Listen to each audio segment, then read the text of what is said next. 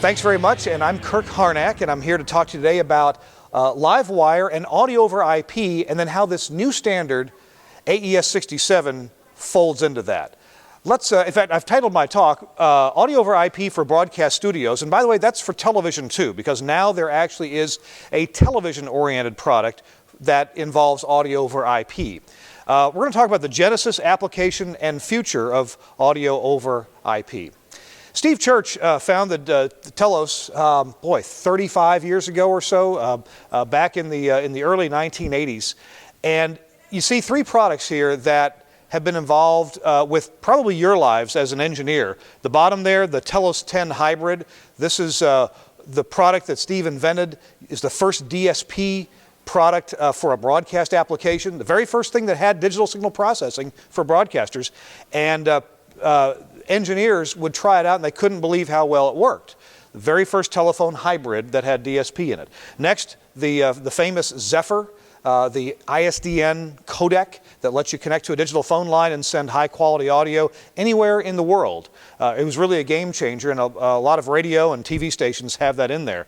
And then next came audio consoles and audio networking using audio over IP. And when that was invented, when we had to make that work, there were no other standards out there that were appropriate for audio over IP in the broadcast studio. You know, what comes with innovation is adoption of the innovative things that people invent, and then standardization around those devices, and then convergence of different, maybe slightly different devices and different technologies into a common technology. You know, now we can place phone calls, and I mean, I could have said this 30 years ago, we could place phone calls anywhere in the world because all the phone systems are either compatible or compatible enough that they talk to each other. We can use a computer, we can use Wi-Fi almost anywhere in the world. Wasn't always that way. There were wireless technologies that were incompatible, but now they're very compatible. Well, back about 15 years ago, maybe 16 years ago, back in around 1999, Steve Church was rather troubled by all these different old methods of connecting things together. We had analog connectors that were just frustrating to use in many ways. Now, we've all used them, we all grew up with them, we thought, well, this is the way you connect things together. XLR connectors, RCA connectors, and how many of you have burned a finger putting an RCA connector on with a soldering iron? DB9s, oh, more burns there. DB15s, quarter-inch phone plugs, mini phone, and RJ45 connectors were coming in. And then we had other standards like digital audio in AES3 and MADI. And there were other formats as well, maybe SPDIF over fiber. We have digital over proprietary fiber and copper. And then we had audio file transfers over data networks. Now, some of these were slower than real time back in the early days, and others were faster than real time. But our industry was ready, we feel 15 years ago, for a standard that would kind of tie all these things together, a unified theory, if you will, something that would just work for everything. And don't we find that with the internet? I mean, you can look up other ham radio operators on QRZ.com, right? And see where they live and what their call sign is and so forth. You can operate remote cameras over the internet. You can order a pizza over the internet. You can do all these things. I mean, I can check on my radio stations, listen to them, control them, switch audio feeds, all that over the internet. Well, why can't we do that, or why couldn't we do things like that in our own radio stations? Why do we have to always connect a Gazauta, some output, to a Gazinta, some input? And we had a very big lack of flexibility in doing that. And so Steve thought, well, there's got to be a way to converge all this together. And he was reminded of this very famous drawing. This is the original Robert Metcalfe drawing of how Ethernet might work, of how computers might talk to each other. And this was drawn, I don't know, on a napkin or a piece of paper or something fairly insignificant, but the drawing itself turned out to be very, very significant. Now remember, Steve was thinking about this back in 2003, and back then, Ethernet IP was maybe used to transfer audio files here and there, but live low latency audio over Ethernet IP did not exist. Now there was CobraNet and EtherSound was coming along, but they weren't low latency, they weren't very flexible, they weren't routable, and they weren't appropriate for use in a broadcast environment. So Steve had been asking some questions. what if we could reduce the delay over a network so that live talent could use it? You could talk into a microphone and hear it back in your headphones. What if we could get 100% audio integrity by using a switched network environment? How many of you have been in an environment where the salesperson says, well, I pushed print and nothing came out of the printer? And they push print 50 times. And when you fix the problem, like maybe, oh, it's out of toner, or maybe it's out of paper, then you get 50 copies of it. You know, that was our world back in the early 2000s in terms of networking.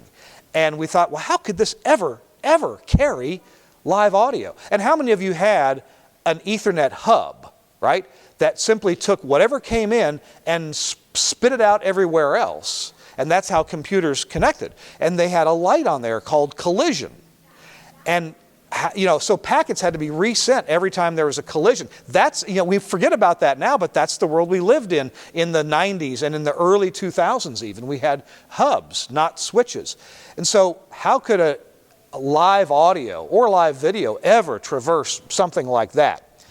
What if we could leverage the research and development and high volumes and low costs of the computer and IT world? I got to backtrack here and tell you a little story.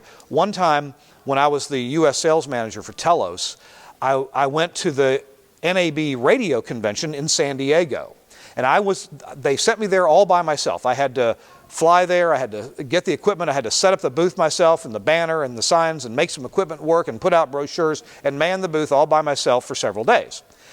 And so I got to my hotel room late one night. The next morning I got up, called a cab, and the guy says, where do you want to go? And I said, well, I want to go, I guess, to the convention center. I didn't even know where the thing was. And so he took me to the convention center. I'm about to get out of the cab, and I see all these guys walking in the convention center, and they're wearing T-shirts that say Dell and HP and Oracle on them. And I'm thinking, oh, wait a minute, this may not be the radio convention. So I told the guy, I'm going to the radio convention. He says, oh, I know where that is. That's over at the Hyatt. So we drove around the block, he dropped me off at the Hyatt, and the entire radio industry, radio convention, fit in 2/3 of a ballroom at the Hyatt. They had it curtained off, right, so it didn't look empty. And I'm thinking, wow, think about how big the computer industry is compared to the radio industry. And, you know, manufacturers in radio have to build things in small quantities. So it's hard to build things that are cost effective, priced like you're used to, when you're doing IT work and have it work out for us in any kind of reasonable way. Hey, Telos built a phone system 15 years ago called the 2101. And oh my goodness, it was expensive because it used low volume stuff to make it all work. Well, now we're able to do exactly the same thing, for example, that phone system did for about 1/3 the price in a new IP-based phone system. If we could make all this work, if we could have Ethernet do all this work, then a single Ethernet network could be used for audio and data and telephone. We'd be ready for a radio future that includes synchronized visual and text elements. We could run other data, in other words, metadata, over the same network for HD radio or for web streaming. And of course, we have that now. Well, this is great. How do you know that this will work? We didn't know this would work back in the days of hubs. It'd be great if it did, but what about delay? What about reliability? And what about pro-quality audio? Well, that's when we decided, let's go borrow from something bigger. Let's go see what Cisco is doing. Let's see what HP is doing. Let's see what is going to be the technology that speeds data around through networks. And so we ended up looking at Ethernet. Now, you may not remember this, but 15 years ago, Twisted Pair Ethernet was not that big a deal. Especially 20 years ago, I worked for Scott Studios. We were building networks with ThinNet, right? With T-couplers on them. And we were trying to, and we were putting networks in radio stations. It was the first network they had. In fact, for a few stations, it was the first computer they ever had. So Ethernet was kind of new to everybody, and we weren't really sure where it was going to go, if development would continue with Ethernet. It was 10 megabits, maybe 100 megabits here and there. Of course, now we have gigabit everywhere. That's so common. So here's a couple pictures to show you about the genesis of audio over IP. This is at the 2003 NAB show where Telos debuted some products that actually worked running audio over IP. The development team there is on the right and some of the gear is on the left. And it wasn't long after that we started doing some installations. People said, hey, I've got a problem that maybe audio over IP will solve for me. For example, a simple snake was the very first application of audio over IP. The problem was this. A radio station in Ashtabula, Ohio had a studio building and then a parking lot and then the transmitter building with a 400-foot tower. Well, as we all know as engineers, that's a lightning rod.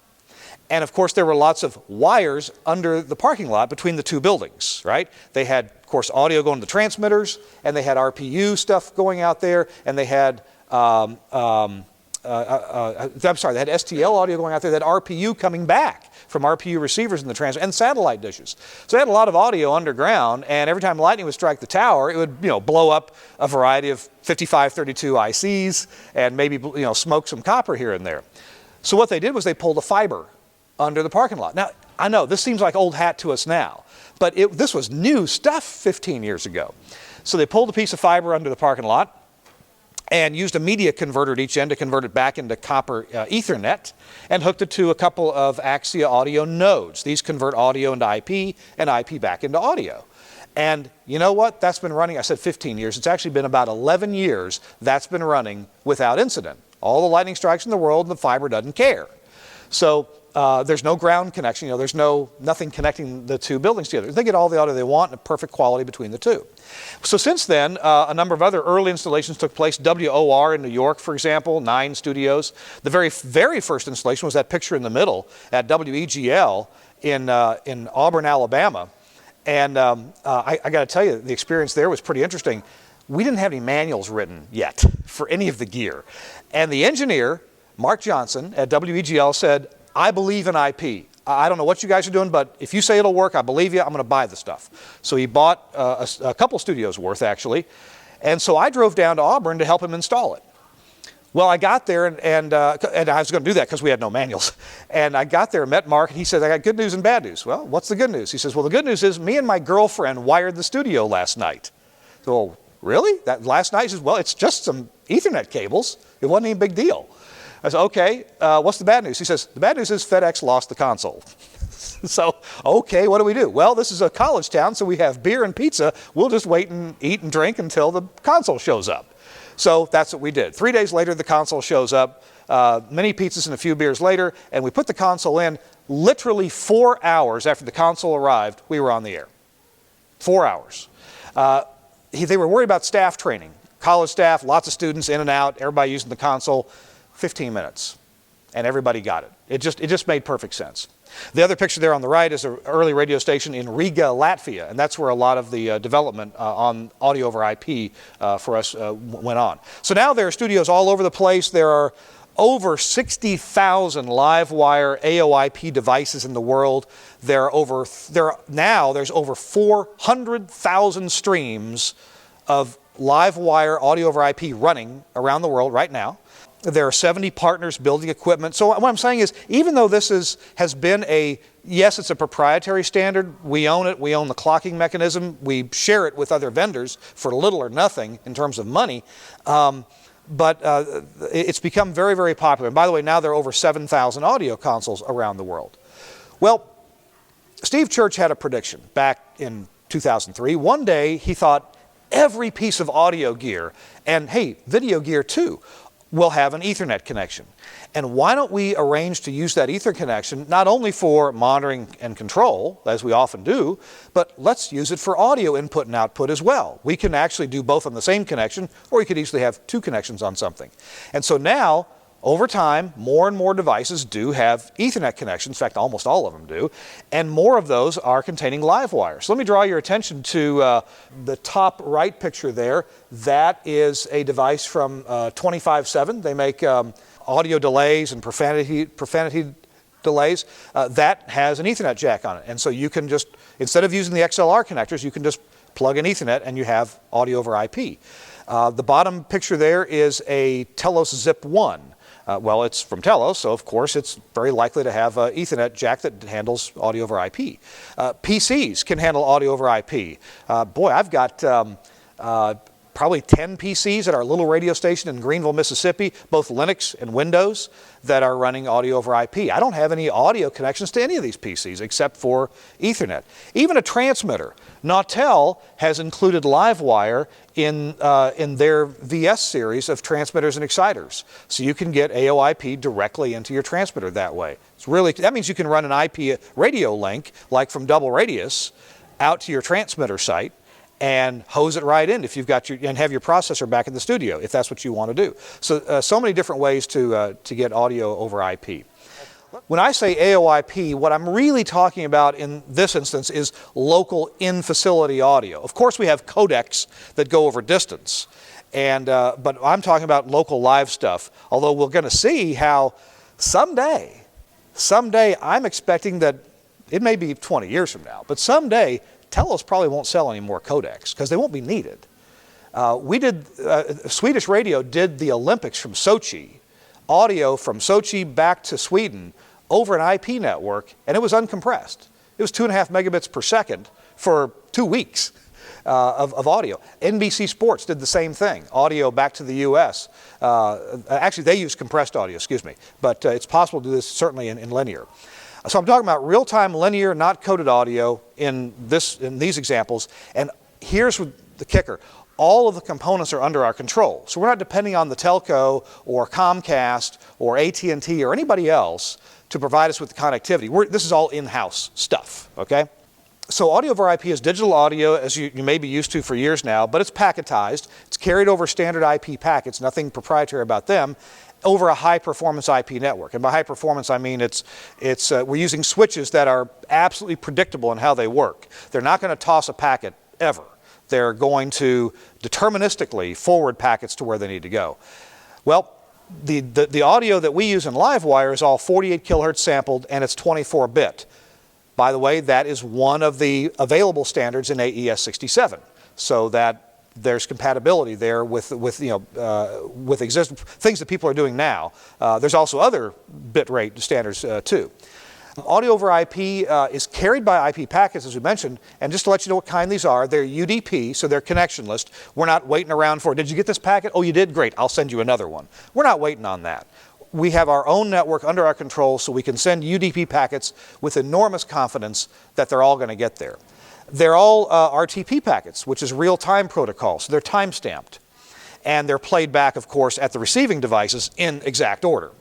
IP multicast, which is not used very much anywhere, well, we certainly use it, allows an Ethernet switch to manage the streams. So guess what? We can go buy a switch that Cisco built. They have tons of research into. They stamp out thousands of them every month at relatively low cost, and we get all the benefit of that. We didn't have to invent that piece of it. And they're low latency. We figured out how to do low latency. You use very small packets. I mean stupid small. I mean like 12 samples of audio is all a packet contains. And AES67 has that standard as well as some others too.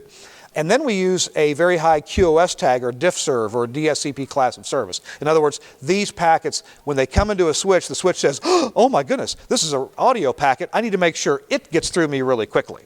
And so they do. So we figured out those things make for very low latency that's perfectly acceptable to talk and hear yourself over the same network.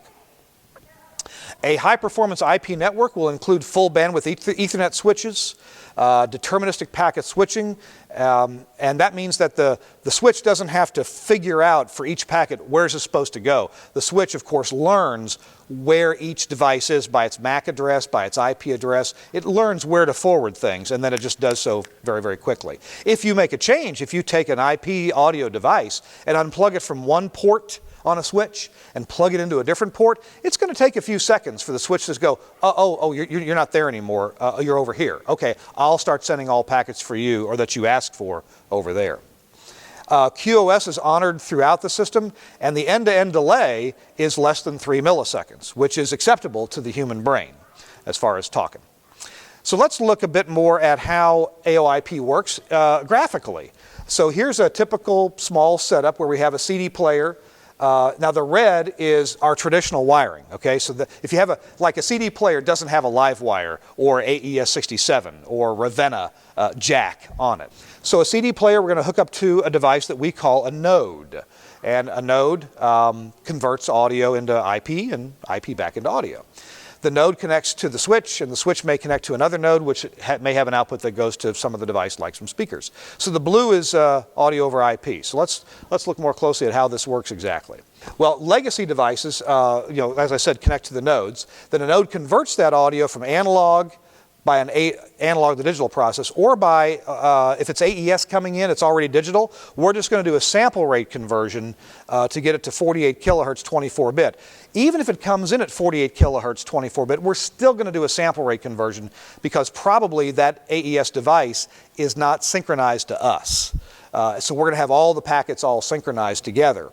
We're going to put that into a small 24 sample packet, and the user assigns a channel number which is algorithmically used to assign a unique multicast IP address. Remember earlier we talked about IP multicast. Well, there's a whole range of IP addresses that's blocked out for multicast. They all start with 239.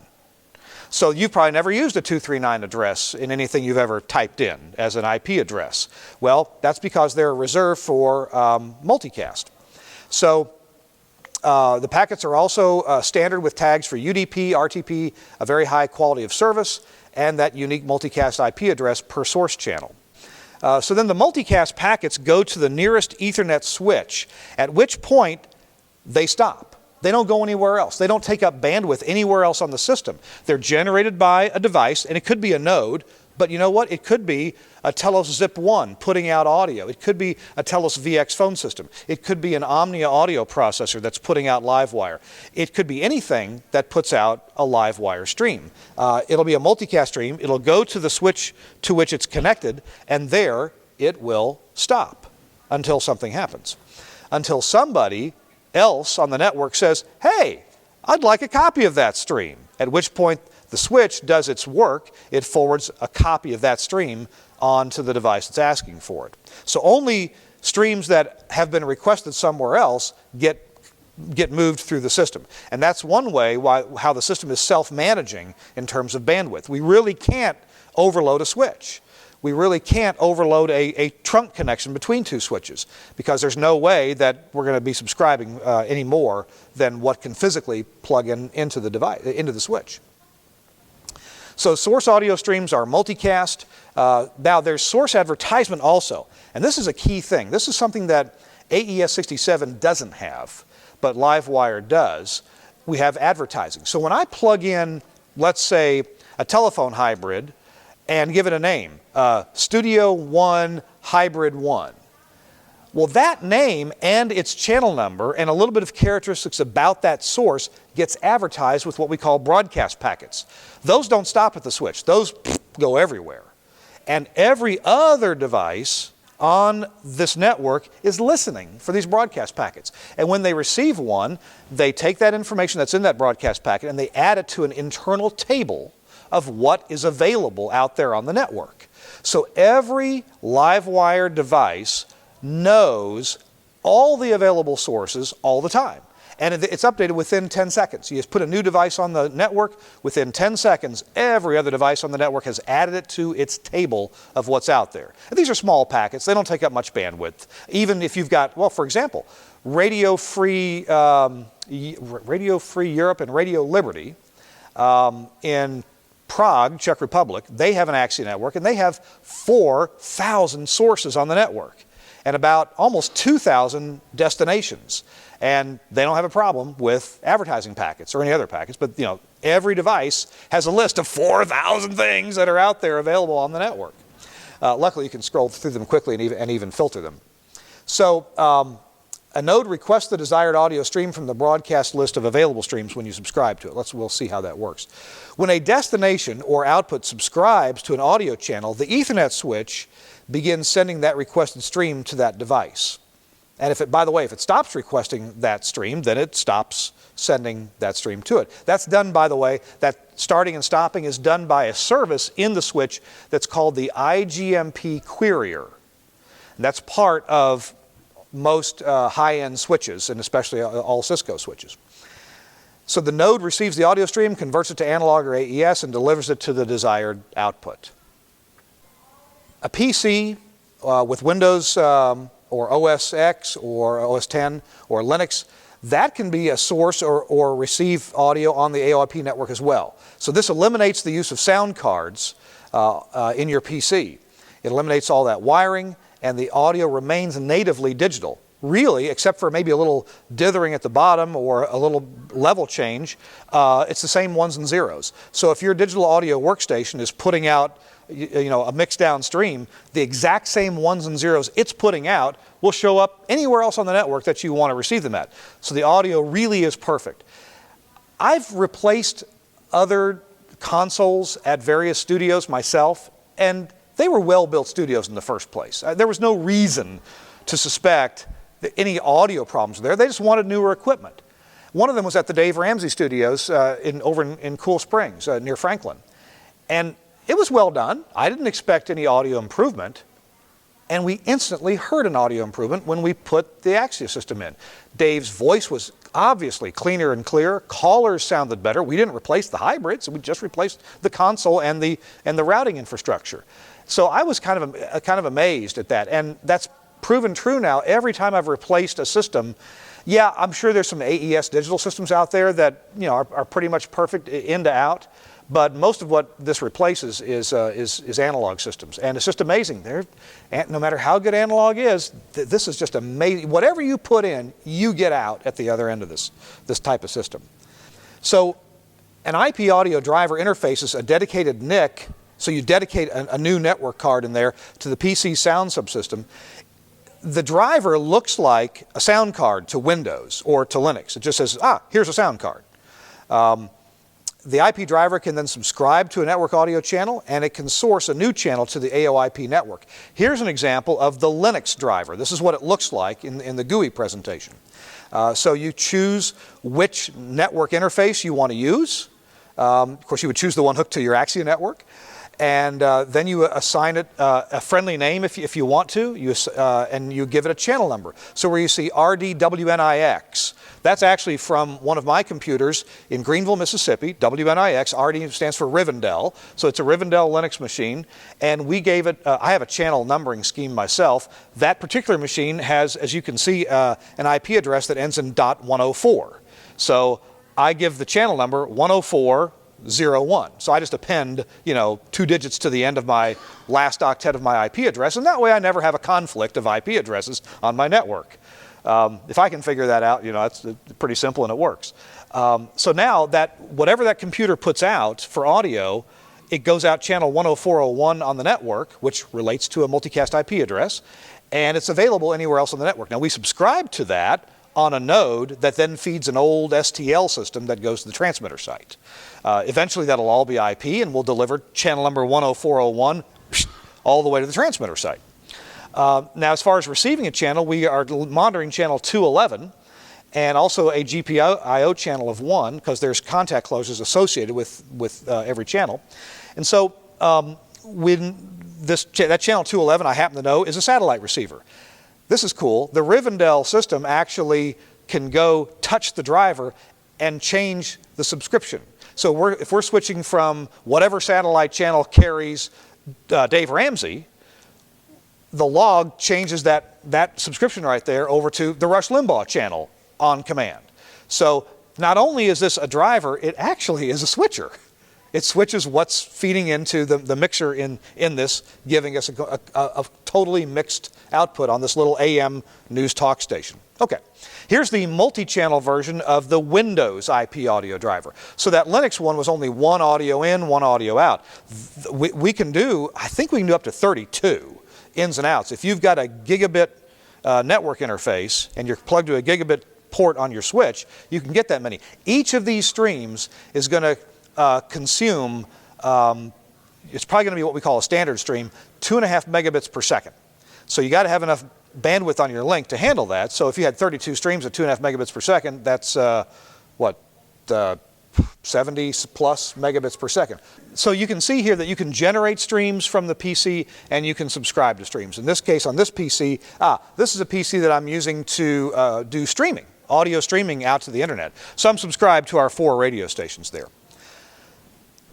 A single source stream may be subscribed to by 1 or more devices across the network, and the number of network sources is limited by the IGMP group table size in the core Ethernet switch. Oh, there's a size limit. Yep. Cheaper switches have a lower number of IGMP groups that they will handle, and an IGMP group is simply a one-to-one relationship between how many multicast streams are coming into the switch. So for every multicast stream that's being sent to a switch, it calls that an IGMP group. So a small switch like a 2960 from Cisco will handle about 250 groups or 250 streams. A bigger switch like a 6400 series, 6500 series, they'll handle 10,000 or more than 10,000 streams. So there is a practical limit to how many streams the system will handle, and it's determined by the size of the major switch that's in the middle of all this stuff. The Ethernet switch manages stream distribution to subscribing endpoints, and the link bandwidth is then automatically managed such that a link cannot be overloaded. So understanding configuration of a node answers a lot of the questions about AoIP operation or device of interest. So you can browse to it and enter your security credentials and configure it. So here's a few examples of pages that are typical to almost any audio over IP device, but these are peculiar to the Axia Livewire ones. There's a home screen. There's a simple setup button that actually assigns all the IP address and all the channel numbers for you.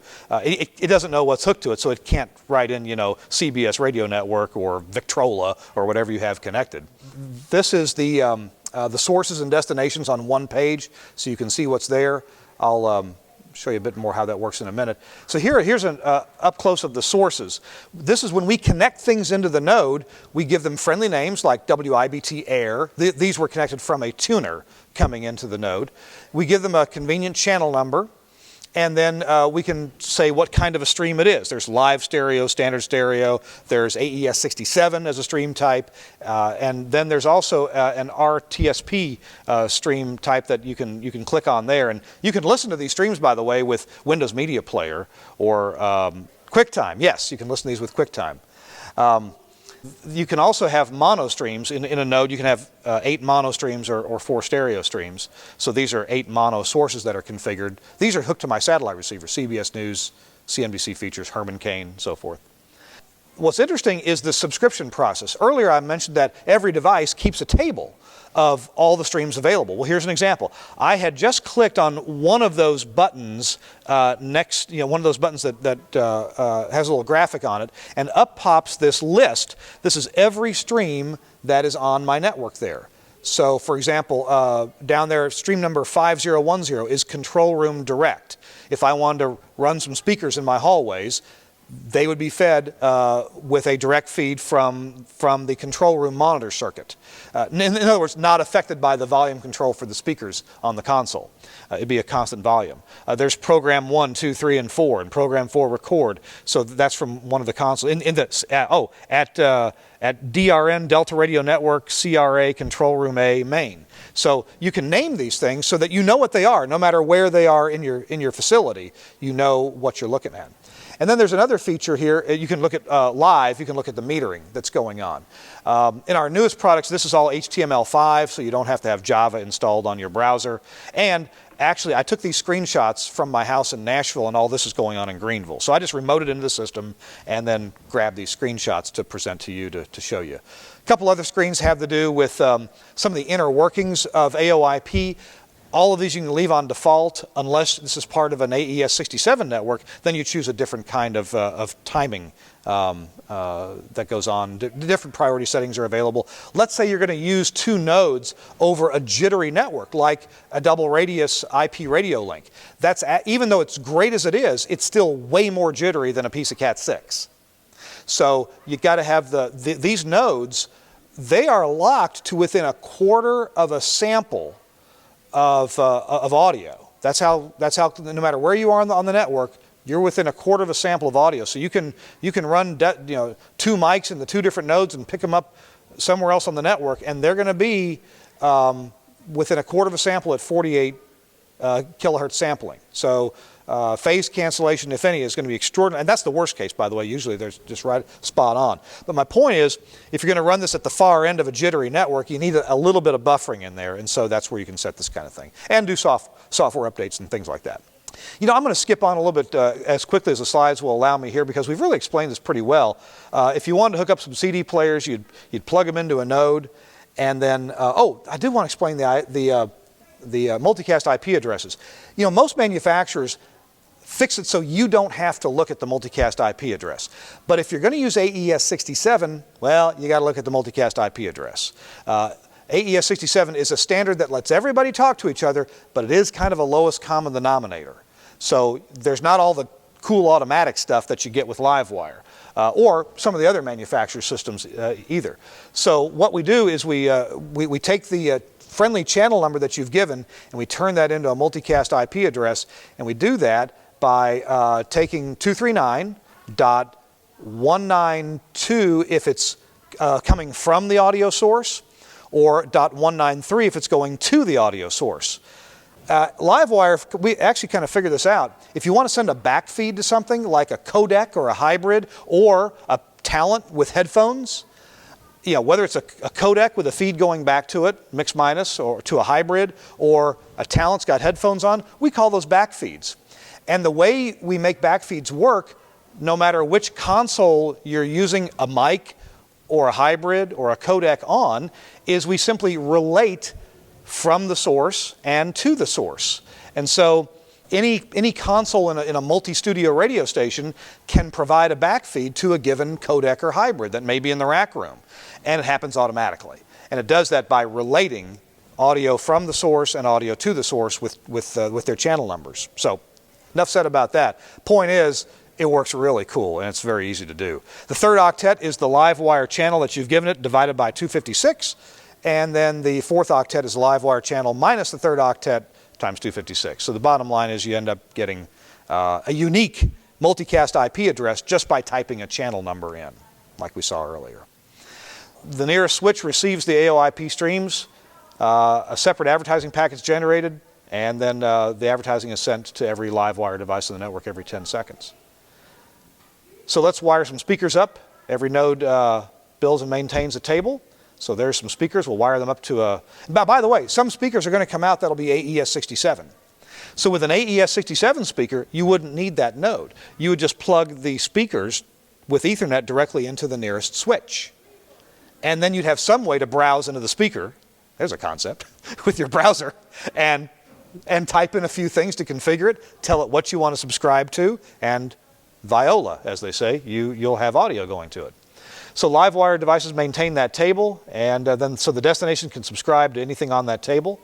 And we can add more and more AoIP devices to the network, increasing the number of sources and destinations up to the limit of the IGMP groups of that switch, or of the core switch. Now that we have all that hooked up, we can add a studio mixing engine. So we've got, you know, sources hooked up, destinations hooked up. We can add a mixing engine, and then we can add an audio console to that and put that on the network as well. And the console will tell the engine, hey, subscribe to mic 1, mic 2, mic 3, mic 4, Rivendell output number 1 and 2, and also subscribe to the 2 telephone hybrids and to the CBS radio network. And the mix engine will do all that, and then the mix engine will make new streams itself called Program 1, Program 2, Audition, control room monitor, headphone outputs. All those come from the mix engine. They go back to the network, and you subscribe to them wherever it's convenient, wherever you have your speakers hooked up or your headphones hooked up. This also, by the way, makes it easy to add a second audio console. So adding more consoles, you simply add another mix engine and add another surface to it. Got the same infrastructure. So if you have a multi-studio facility, bam, that's what you do. And it's really easy. So, disruptive technology. We heard this early on. Everybody back in 2003, people were saying, well, that won't work. In fact, I had a guy at an SBE meeting in New York City raise his hand. After I showed him how it worked, he raised his hand and said, That won't work. Your collision light's going to be on all the time. You're going to drop packets. Well, he hadn't heard the part that these new switches don't have collision lights. They're deterministic, and they actually switch. Their switch fabric is big enough to handle every port full of data all the time.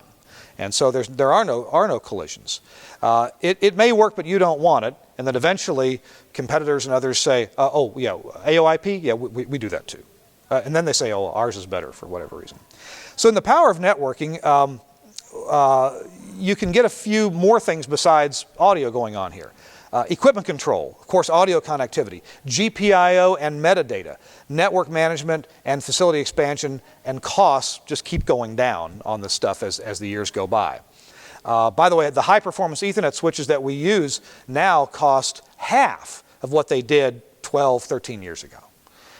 You're looking there at Radio Free Europe and Radio Liberty. That's a U.S. guy there who runs the place, and he's showing you just showing off some of the tech that they did. They built a big audio monitor just using PCs and a feed from the network. Or you can do this.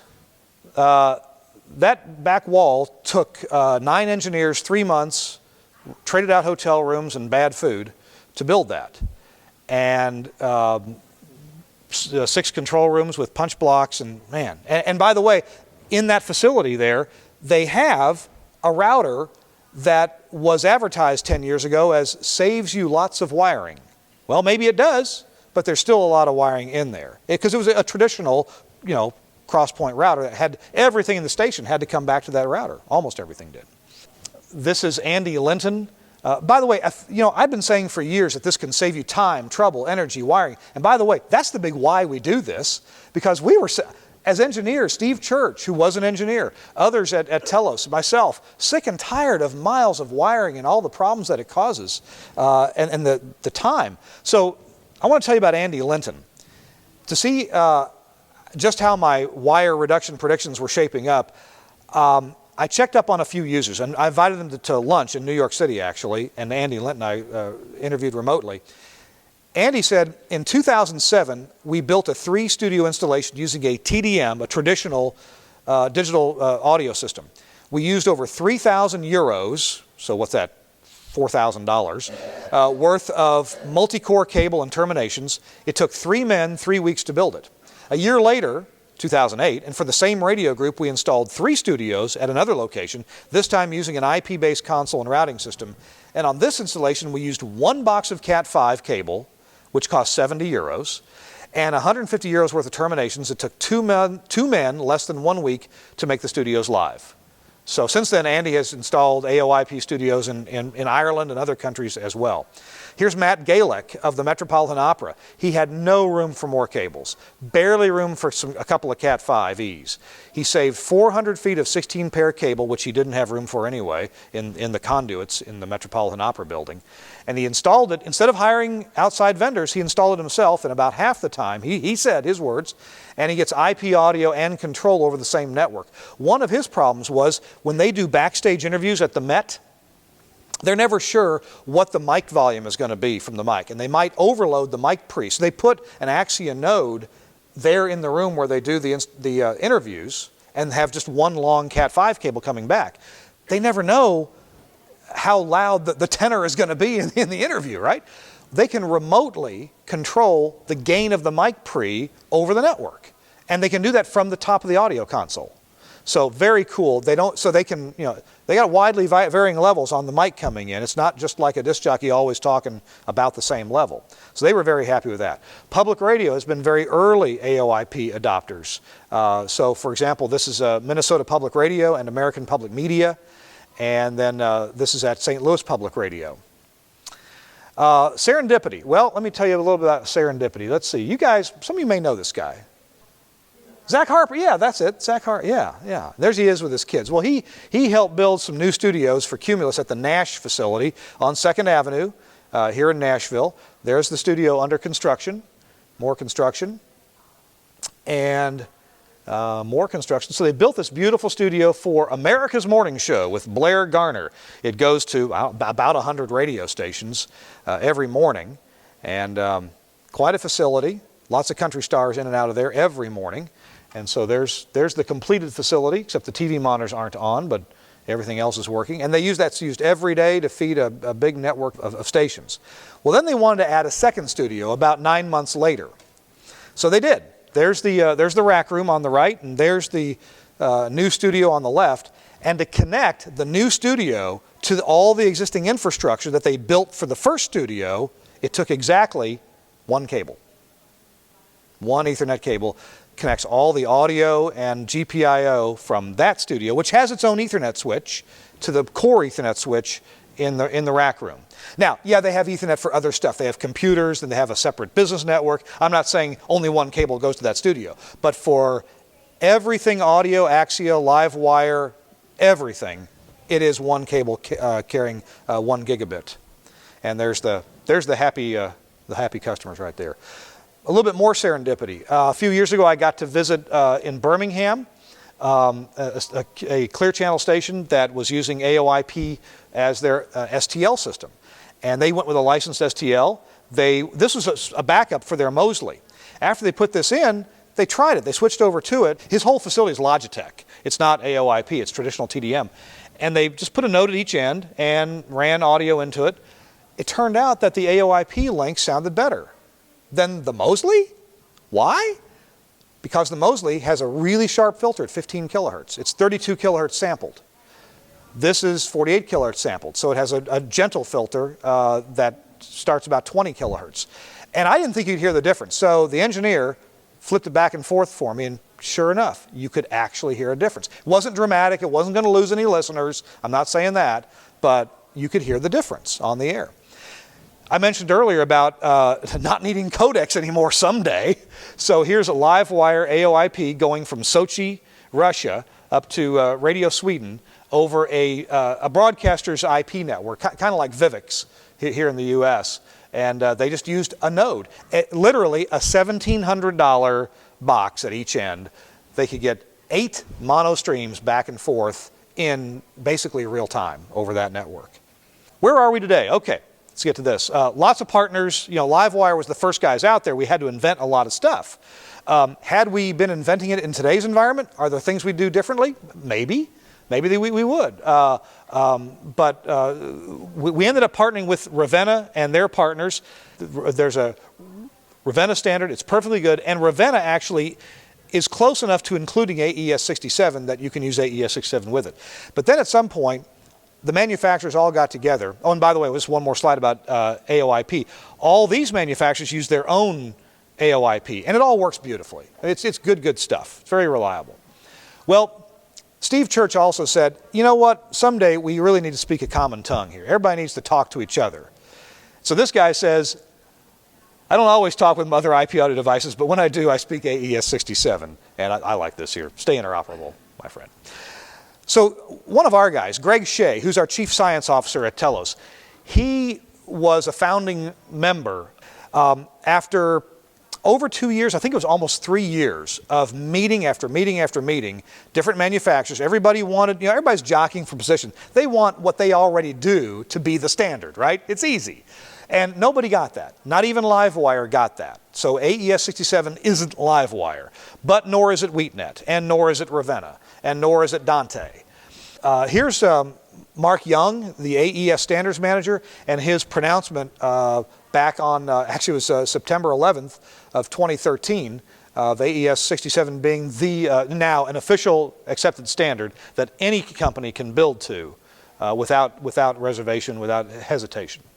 And Greg Shea did a white paper about why work toward a standard. Of course, that may be kind of obvious.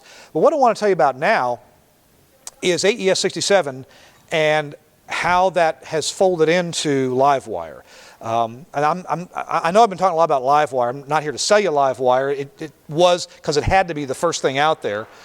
Now it includes AES67, so it doesn't matter what other brand you buy. If you had a WheatNet system or any other system that includes AES67 compatibility, then they can talk to each other.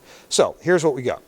So the old Livewire, audio over IP, live streams, low latency, 250 microsecond packets, so each packet contains a quarter of a millisecond worth of audio.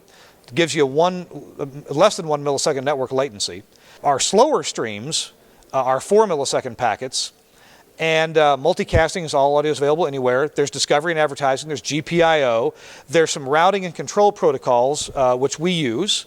And there's online metering, remote control, and easy web GUI management. So what's AES67? How's it different? Well, the streams are interoperable. They are of moderate latency. This is the standard stream that everybody agreed to include. 1 millisecond packets, so less than 6 milliseconds of network latency. Lower and higher streams are possible, and they're optional. Not everybody that says, hey, we're AES67 has to include that. It has multicasting and it has unicasting. And here's the benefit of unicasting. And by the way, LiveWire now has a unicasting mode, but multicasting really does require that you use these heavy-duty switches. They now cost a lot less, but they're still, not a switch from Walmart. So you have to use, for multicasting, you got to use nice switches. They have to be configured correctly. And unicasting doesn't necessarily require that. Unicasting is just a lot more like a SIP telephone call, but with a lot higher speed data. So that link from Sochi, Russia, up to Radio Sweden, that was unicast. That was actually the beta version of our software that did LiveWire unicast. So they didn't have to worry about what are the switches in the European IP network. Didn't matter. It'll just keep forwarding the data. So multicasting made LiveWire really easy to implement in a studio environment. You just had to buy a good switch. But unicasting lets this work over long distances. In Cleveland, Ohio now, there is a very high-speed internet provider that has fiber running around, and the Cleveland Symphony Orchestra has now done broadcasts over, I think, a 20-mile link that's linear. And the broadcasts are just beautiful to WCPN, the classical station in Cleveland. So this is becoming real, where they don't have to use a codec anymore. Now, AES67 also has a SIP protocol for managing a connection. That means you can kind of, in a sense, make a phone call and connect two devices together with beautiful quality. It's not, don't think of it like phone call quality. However, AES67 has no GPIO contact closures, no routing and control protocols, no online metering or remote control, and no easy web GUI management yet. Now, all those things could get, some of these things could get built in, the web GUI management, but GPI will never be a part of AES67. It is an industry standard. There will be plenty of vendor interoperation, and enables convergence of studio audio, broadcast telecom, intercom audio to all work together. And it's the foundation of the future evolution of professional audio systems. Now, we decided, well, let's roll AES67. Instead of kind of keeping it separate from LiveWire, let's make it part of LiveWire. And so we did. Now on a lot of our Telos gear, when you go choose a stream type, bam, there's AES67 as a stream type. That is cool because it does let you still have advertising and discovery. GPIO is built in. LiveWire routing and control protocols are built in, metering, remote, all the cool stuff about LiveWire is still there, but you can choose a stream type of AES67.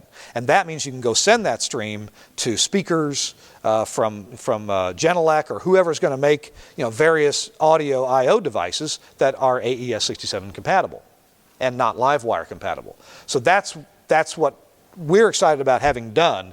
We thought, wait a minute, don't make it a separate thing, just make it an option. And so there it is, an option, and you get all the other stuff. So the original LiveWire, Ravenna and Dante, they're all kind of at a stopping point. They really can't go any farther and have compatibility with other stuff. But AES67 is the future, and of course AES67 as part of LiveWire is the future too. Now if you want more information on this, Greg Shea did a podcast with me on This Week in Radio Tech where he explained just a few days after AES67 was approved. He talks about AES67, so you can go look that up. If you just look for This Week in Radio Tech, then you can find that, or just look up Greg Shea, AES67, you can probably find that. So what's the future look like for audio over IP? Well, the fact that now there's a standard, there's not different silos of WheatNet or Dante or LiveWire. Now, if you're a buyer, if you're looking to install something, you can have some confidence because AoIP is certainly the future now that there is a standard that everybody can include or make exclusively. Info about AoIP is found in a lot of places. You can go tour a LiveWire facility. There's probably close to a dozen now around the Nashville area. The picture on the left is from Way FM in Franklin.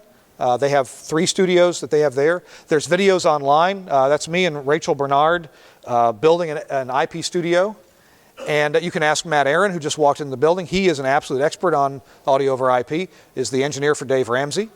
And there's a book about it, Audio over IP, by Steve Church and Skip Peasy. If you've been around the industry very long at all, you know Skip Peasy. You know, there's this very important slide that I absolutely failed to put in because I know we have some television engineers here. So our linear acoustic division, and if you're in TV, you may have heard of linear acoustic. They do audio processing for television, and they do 5.1 management, up mixing and down mixing, and level management, especially for surround. And our linear acoustic division took our node, our X node that you saw some pictures of, and they really changed it around. They added an SDI, actually 2 SDI inputs and outputs. They're 2 SDI loop-throughs, actually. So if you need to rearrange some channels, for example, on an SDI feed, you can do that. You can come into the node SDI. There's a matrix that you can easily just select. Oh, I want channels 1 and 2 to now be channels 7 and 8. Or I need channels 5 and 6. They should be channels 3 and 4 now. So you can easily matrix that. And there's a video delay built in case you do something else with the SDI node, and so you can keep your synchronization proper and come right back out SDI with your channels the way you want. The other thing you can use it for is, let's imagine that you have some audio processing gear that doesn't have SDI in and out, or maybe for whatever reason you don't want to use its SDI in and out. This node allows you to come in SDI, take audio channels and run them now into Ethernet, into LiveWire or AES67. Run those in your facility to maybe an audio processor. And there is a company, I guess I'm not at liberty to say who, but they needed 100 channels of television audio processing in 5.1. And they didn't want to put 100 boxes in racks. So we took our audio processor 5.1, put it in software. I don't know how many we can do in one server, but it's a bunch. Let's just say it's 20. So we got 5 servers now doing 100 channels of 5.1, but the input-output there is going to be LiveWire. It's going to be on Ethernet. That's small, convenient, and easy, and you don't have, so they're using these SDIX nodes to pull the audio out, go process it, and then re-embed the audio, delaying the video appropriately, and off it goes SDI again with the audio perfectly processed because we broke it out for our purposes. Thanks very much. Thank you.